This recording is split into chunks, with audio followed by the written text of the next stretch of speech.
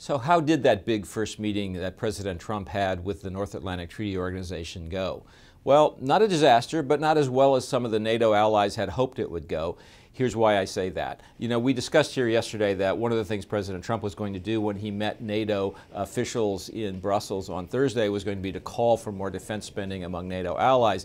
That was expected, and he did that in pretty forceful terms. I have been very, very direct with Secretary Stoltenberg and members of the alliance in saying that NATO members must finally contribute their fair share and meet their financial obligations. But 23 of the 28 member nations are still not paying what they should be paying and what they are supposed to be paying for their defense. This is not fair to the people and taxpayers of the United States.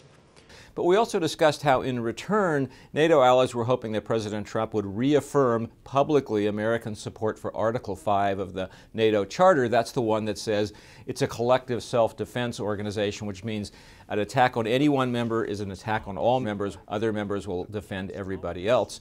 They wanted that as a kind of a real manifestation of a belief that Donald Trump as president was going to support the alliance, that Donald Trump, the candidate, had been so critical of, and who had essentially called an anachronism during the presidential campaign.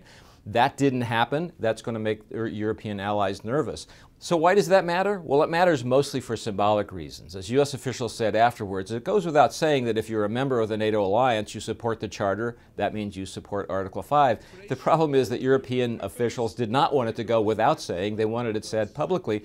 Now they're going to remain nervous and suspicious about whether this is an administration that really shares its predecessor's support of NATO without question, and they're going to be looking for signs and symbols to ease their concerns. Also could be a problem when the U.S. goes to NATO and asks for help in fighting the fight against Islamic State forces, one of the other things NATO ministers agreed that they would do this week in Brussels.